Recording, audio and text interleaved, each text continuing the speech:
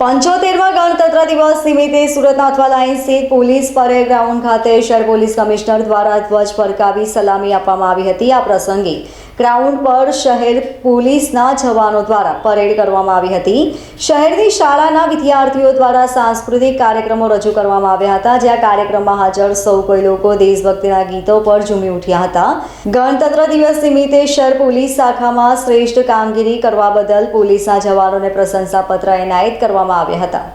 75માં ગણતંત્ર દિવસ નિમિત્તે આજે દેશભરમાં ઉત્સાહભેર રીતે ઉજવણી થઈ રહી છે, જે અંતર્ગત સુરત પોલીસ દ્વારા પણ 75માં ગણતંત્ર દિવસની ઉજવણી કરવામાં આવી છે।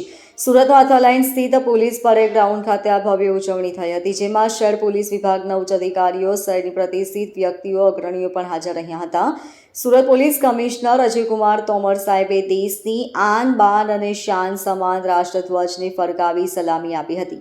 પોલીસ પરેડ ગ્રાઉન્ડ પર આયોજિત કાર્યક્રમમાં શહેરની શાળાના વિદ્યાર્થીઓ મોટી સંખ્યામાં આ પર્વની ઉજવણીમાં સામેલ થયા હતા।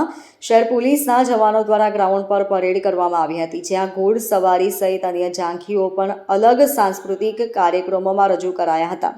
વિદ્યાર્થીઓએ સાંસ્કૃતિક કાર્યક્રમોની ઝાંખીઓ રજૂ કરી સૌ કોઈ લોકોના મન મોહિત કરી લીધા હતા।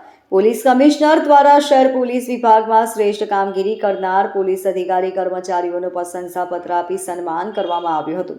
75માં ગણતંત્ર દિવસની ઉજવણી પ્રસંગે સુરત પોલીસ કમિશનર અજયકુમાર તોમર સાહેબ દ્વારા જણાવવામાં આવ્યું હતું કે આજે ગણતંત્રના દિવસના શુભ અવસર નિમિત્તે પોલીસ પરેડ ગ્રાઉન્ડ ઉપર ઉજવણી કરવામાં આવી છે। ભારત ખૂબ જ ઝડપથી આગળ વધી રહ્યું છે, જેના કારણે વડાપ્રધાન નરેન્દ્ર મોદીના જે સપનાઓ છે તે સાકાર થવાના છે અને દેશોની સરખામણીએ ભારત વર્ષ 2047 સુધીમાં દુનિયાના બીજા અર્થતંત્ર સ્વરૂપે આગળ આવશે। ભારતના તમામ સપનાઓ સાકાર કરવા માટે દેશના સૌ નાગરિકોનો સાથ સહકાર જરૂરી છે। સ્વચ્છતામાં પણ સુરત પ્રથમ ક્રમાંકે આવ્યું છે, તેવી જ રીતે સલામતીની દ્રષ્ટિએ પણ સુરત સમગ્ર ભારતમાં સલામત બનશે તેવી નિર્ધાર છે। તમામ પ્રકારના તહેવારો હોય તે દરમિયાન શહેરની જનતાનો સંપૂર્ણ સહકાર મળી રહ્યો છે, તે ખૂબ જ આનંદની વાત છે, જેવું જણાવાયું હતું। भारत के गणतंत्र दिवस के अवसर पर आज सूरत शहर पुलिस द्वारा परेड का आयोजन किया गया। भारत जिस गति से आगे बढ़ रहा है, મને સંપૂર્ણ વિશ્વાસ છે કે બહુ ઝડપથી માનનીય વડાપ્રધાનશ્રીના તમામ સ્વપ્નો પૂરા થશે અને ભારત ઝડપભેર જર્મની અને જાપાનથી પણ આગળ નીકળશે અને 2047 સુધીમાં પહેલા 2 અર્થતંત્રના સ્વપ્ન સુધી પહોંચશે। પણ પરંતુ આ તમામ સ્વપ્નો સાકાર કરવા માટે આપણે બધાએ મહેનત કરવાની જરૂર છે। સુરત શહેરના નાગરિકો જેવી રીતે એકબીજાની સાથે સહકાર કરીને પહેલા નંબરના સ્વચ્છતમ સિટી બન્યા છે, એવી જ રીતે સલામતીની બાબતમાં અમારો નિર્ધાર છે કે સુરત સૌથી સલામત શહેર ભારત વર્ષમાં બનશે। ગુના ઉકેલવાની બાબત હોય, ગુના કંટ્રોલ કરવાની બાબત હોય, કોઈ પણ ફેસ્ટિવલ, ગણેશ ઉત્સવ, નવરાત્રિ, હોળી, દિવાળી, 31મી ડિસેમ્બર, તમામ આયોજનો જેવી રીતે સુરત સિટી પોલીસ દ્વારા પૂરા પાડવામાં આવી રહ્યા છે અને જેવી રીતે સુરત શહેરના નાગરિકો પોલીસ સાથે સહકાર કરી રહ્યા છે, આ બહુ આનંદપ્રદ બાબત છે અને આ બાબતનું પણ સૂચક છે કે લોકશાહીમાં પોલીસ અને નાગરિકો એકબીજાની સાથે સહકાર કરશે તો એક બહુ સુંદર સમાજનું નિર્માણ શક્ય છે।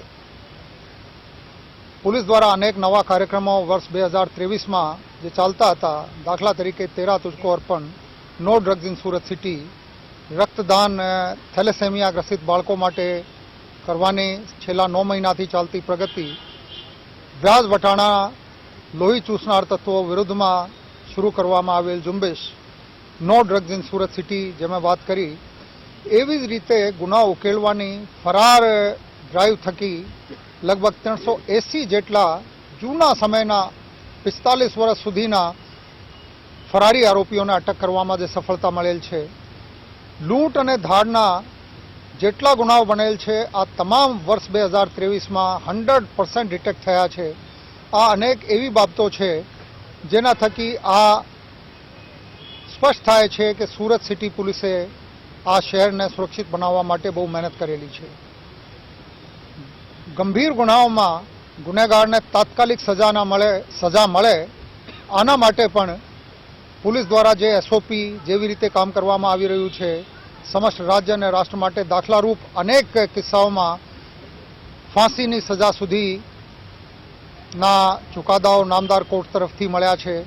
આજીવન કારાવાસની સજા, 20 વર્ષ ઉપરની સજા, જેથી કાયદો વ્યવસ્થા અને ક્રિમિનલ જસ્ટિસ સિસ્ટમ મજબૂત રીતે સુરતમાં જેવી રીતે પ્રતિસ્થાપિત થયું છે, આ બહુ મહત્વની બાબત છે. એક વખત ફરીથી આપણે નિર્ધાર કરીએ કે રાષ્ટ્રના જેટલા સ્વપ્નો છે એને પૂર્ણ કરવા માટે આપણે પોતપોતાની રીતે મહેનત કરીશું, પોતાની જાતને વધારે શ્રેષ્ઠ બનાવીશું અને સુરત સિટી પોલીસ નાગરિકોની સુરક્ષા અને સલામતી માટે વધુમાં વધુ સારી કામગીરી કરશે, આ સંકલ્પ હું દોહરાવું છું. જય Hind. Bureau report LK star news, Surat.